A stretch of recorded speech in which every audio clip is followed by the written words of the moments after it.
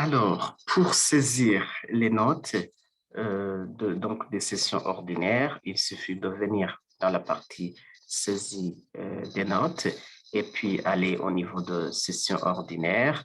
Et là, nous allons avoir la possibilité de faire une saisie individuelle. Donc, ça veut dire, je vais avoir toute une liste d'étudiants et devant chaque étudiant, il y a un espace où je vais mettre les notes des étudiants. Voilà, par exemple, comme ça. Non, ça, c'est pas individuel. Je vais juste, donc, je choisis la classe, la session visée et le cours. Malheureusement, il n'y a pas de cours ici. Ça, je vais devoir faire disparaître cela. Juste, je vais juste cacher quelque chose. Il ne faut pas que ça soit visible. Donc, je le fais au niveau de ça. Et juste un tout petit, cacher cela. Donc, upload file, enregistrement massif, et je le cache.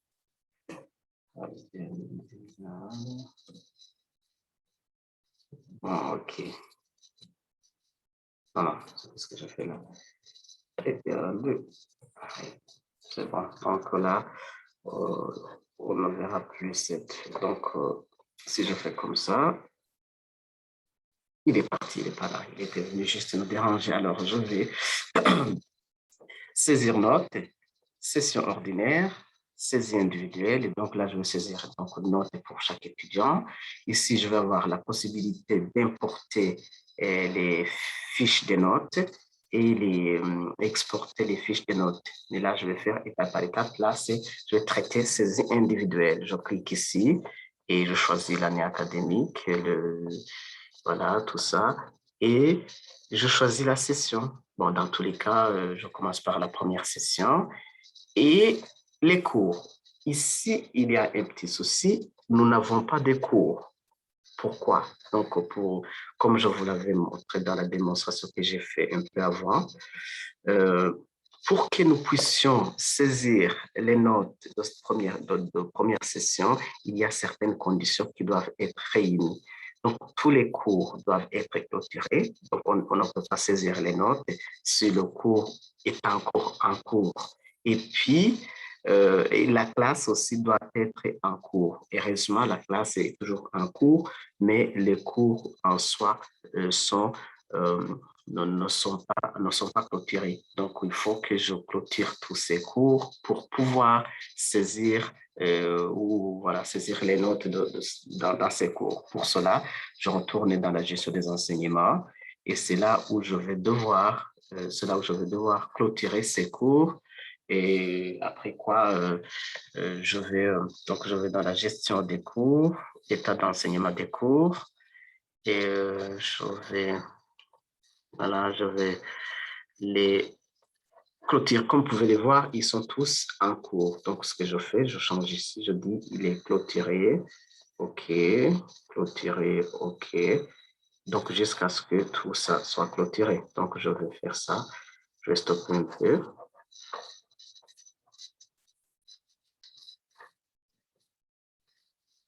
Et voilà, donc il me reste un seul cours à clôturer. Donc, les autres, je les ai clôturés. Donc, je vais le clôturer lui aussi et retourner au niveau de la gestion des résultats pour pouvoir saisir les notes ou tout au moins voir les notes puisque je les ai déjà enregistrées. Voilà, donc saisie individuelle. OK, voilà. Et la première session, et là, je vois les cours.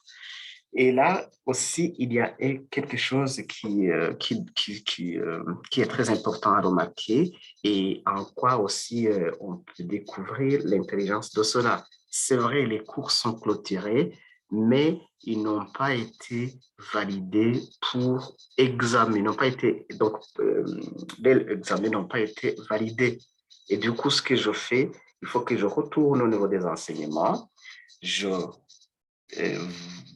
valide les créneaux pour les examens de ces cours Après quoi, je pourrais saisir les notes. Donc, ça aussi, donc ça va être un peu long, mais c'est important de le voir. Si l'examen n'a pas eu lieu, on ne peut pas saisir les notes. Donc, ça veut dire que les examens ont eu lieu pour le cours d'anglais et le cours de biotique informatique. Donc, pour tous les autres cours, il faut impérativement valider cela. Donc, ce que je vais le faire dans le background, bon, je ne vais pas vous fatiguer avec ça. Je reviens lorsque j'aurai programmé tout cela et on va continuer.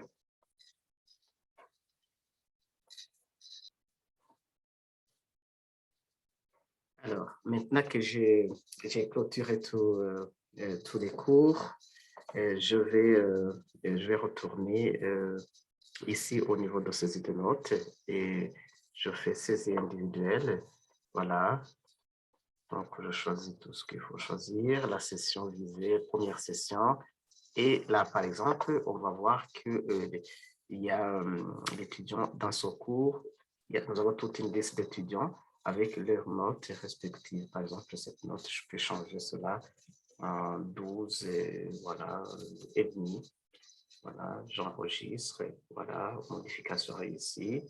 Et pour celui-ci, je peux faire de ça 15. Voilà, de cette façon. Et voilà, celui-ci, je peux lui donner 12.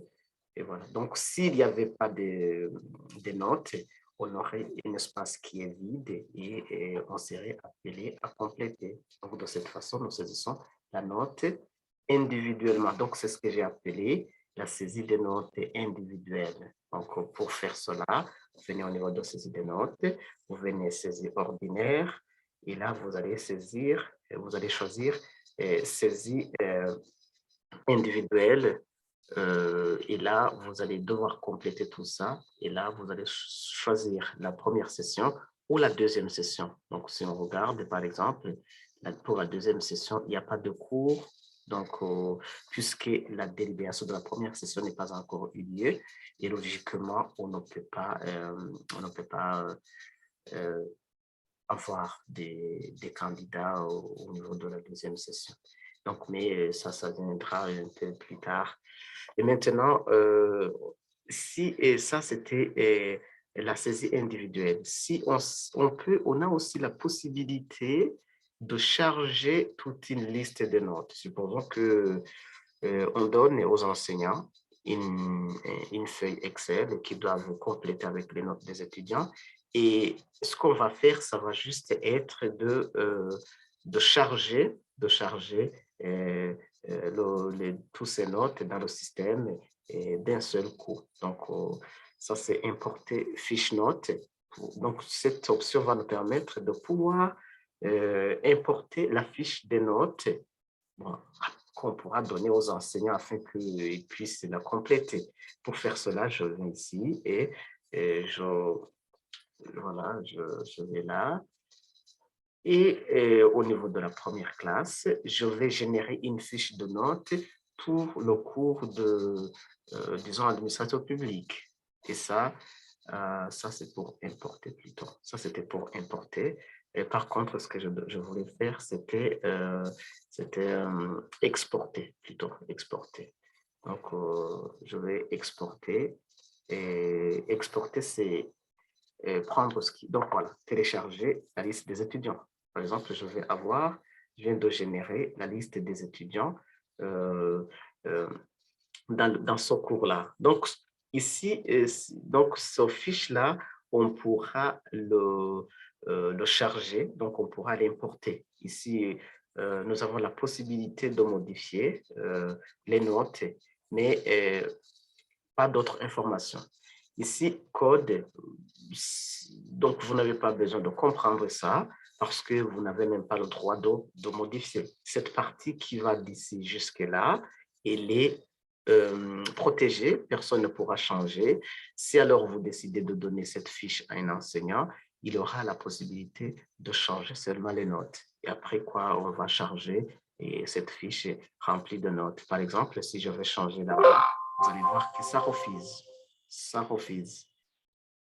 Ça refuse. Voilà. Je ne peux pas changer. Je ne peux pas mettre quoi que ce soit, sauf au niveau de notes. C'est là où je peux changer, par exemple. mais ailleurs, je ne peux pas. Donc, de cette façon, ça, c'est une sécurité, et je crois bien. Ce code, c'est celui qui va dire précisément, donc qui va donner les détails de l'étudiant, la classe, le département et tout.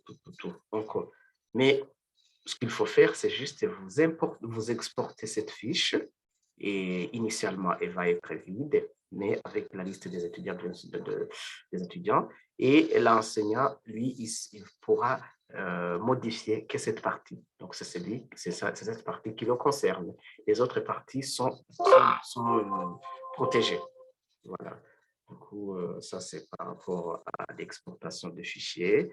Alors, un fichier pareil, une fois que l'enseignant a déjà complété tous ses notes, il le retourne ou bien le fait lui-même. Prenons le cas qu'il le retourne au département par mail ou je ne sais quoi, mais quand même dans une version qui est électronique. Ce qu'on pourra faire, on va passer ici et on va l'importer cette fois. Donc, on va venir ici, voilà, et on va faire quoi? On va importer ça. Donc, on va chercher ce document et une fois qu'il est là, par exemple, il doit se trouver où? Donc, je le sauvegarde quelque part dans mon... OK, voilà. Au niveau de mon bureau, enregistré. Et maintenant, je peux le chercher au bureau. Il est là. Je fais ça et je clique sur ce bouton. Une fois que je clique, après avoir cliqué ici, la liste, donc toutes ces notes sont dans la base de données. Je peux faire pareil pour un autre cours et pour un autre cours et pour un autre cours. Du coup, tout cela, je vais vous faire une petite vidéo où je vais vous montrer comment vous pouvez commencer par charger, enregistrer collectivement les étudiants. Et là, pour ces étudiants enregistrés, vous allez pouvoir les mettre dans une classe donnée. Et là, vous allez aussi pouvoir donc, vous allez pouvoir bon, valider leurs inscriptions. Ça, c'est côté saisie des notes collectifs. Et puis, donc, restant ici même, côté réclamation, pour le moment, je ne peux pas faire donc, il n'y a pas la possibilité de saisir les réclamations parce que la délibération, vous voyez, il n'y a aucune délibération qui est là parce que jusque-là, il n'y a pas eu la délibération. Donc, s'il y a nécessité de changer la note, on la change sans avoir euh, à passer par les réclamations, mais bien au contraire, à passer par les sessions ordinaires. Et puis, pareil pour les compléments. Les compléments, c'est après la délibération de la deuxième session. Voilà, donc, du coup, voilà. Là, on suppose qu'il n'y a pas d'étudiants parce qu'il n'y a pas de complément. Maintenant qu'on est là, je vais vous montrer comment on peut saisir aussi les examens ratés. Donc, d'accord, ça je fais dans une autre vidéo. Je vais m'arrêter par là et je commence une nouvelle vidéo.